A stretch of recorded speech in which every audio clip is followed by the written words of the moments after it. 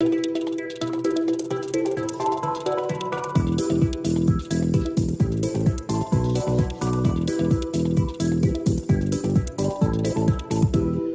à toutes et à tous et merci de nous avoir rejoints pour cette série sur l'outil décisionnel Power BI de Microsoft en direction des PME.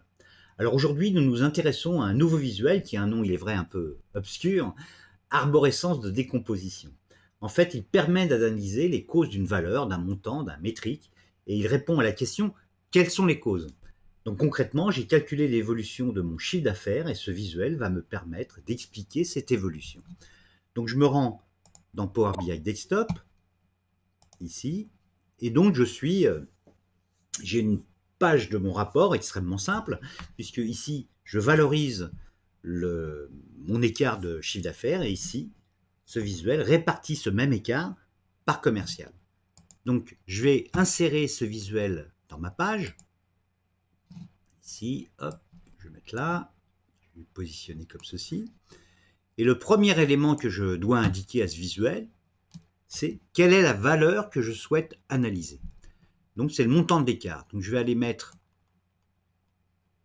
ma valeur ici, donc en l'occurrence il s'agit d'une mesure, montant d'écart, ok. Et le deuxième élément que je dois indiquer ici, c'est par quel axe je souhaite expliquer cette valeur.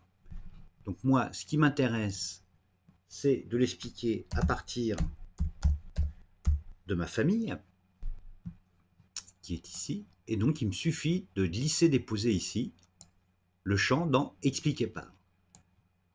Je souhaite également voir par rapport à l'article et donc je vais procéder exactement de la même façon. Je vais aller prendre mon champ que je vais aller déposer ici. Et puis, enfin, c'est par rapport au client que je souhaite avoir cette analyse. Donc rappelons ici qu'on s'appuie sur un jeu de données qui provient de SedgeSense.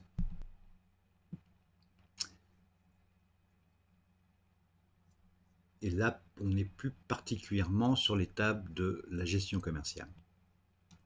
Donc c'était intitulé, hop, même manip, je glisse ici.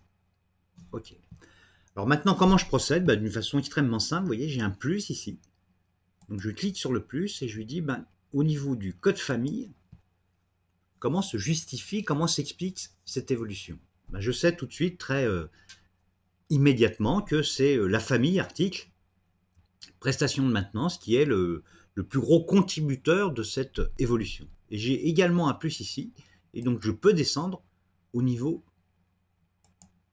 de l'article. Donc on voit qu'il est extrêmement simple de manipuler ce visuel. Je pourrais faire l'inverse, sans aucune difficulté, bien sûr. Je peux, hop, ici, et dire, je veux avoir tout de suite la justification de cet écart par rapport à l'article. Donc on aura compris, je pense, la possibilité de manipuler cet écart.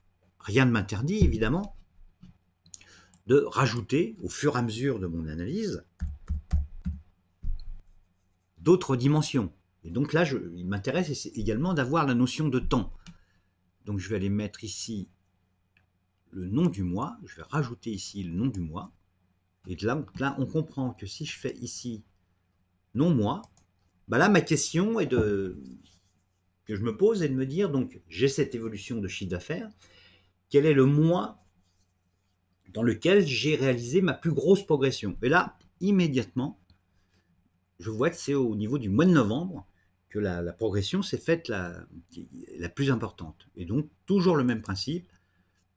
Je dis, ok, mois de novembre, ça va bien. Alors, par rapport à la famille, donc au mois de novembre, et c'est, alors là, pour le coup, au mois de novembre, c'est Bijoux Or qui a été la famille qui a été la plus vendue.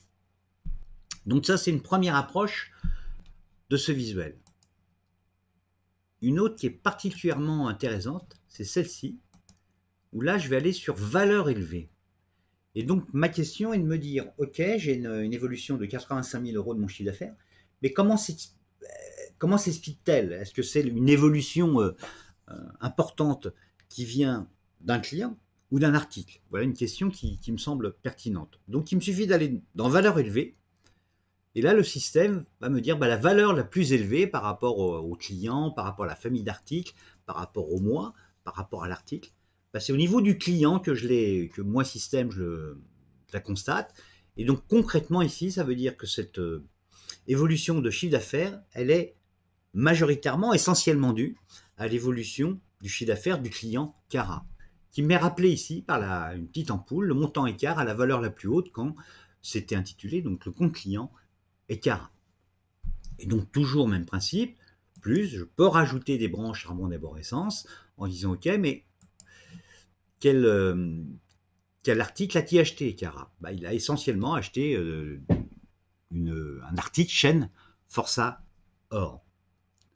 Donc là, on voit le principe de ce visuel qui ouvre grand nombre d'opportunités. Il y en a une dans laquelle, qui me vient à l'esprit. Là, on pourrait imaginer d'avoir les bons de commande hein, qui sont dans le pipe, hein, et puis de avoir une branche d'arborescence qui me dirait quels sont les articles qui sont en rupture de stock. Et donc avoir tout de suite l'information rupture de stock, bon de commande. Évidemment, dans son principe de base, on peut utiliser d'une façon tout à fait intéressante l'interactivité entre les visuels. Il est à dire que si je sélectionne ici mon commercial rendant, eh bien le système, le visuel ici, va se recalculer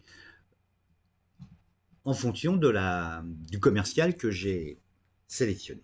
Voilà, je voulais vous présenter ce nouveau visuel qui me paraît très, très intéressant et surtout qui est très facile à mettre en œuvre. J'espère qu'il vous aura convaincu de son utilité. En tout état de cause, je vous remercie pour cette visite et vous souhaite une bonne fin de journée. Au revoir.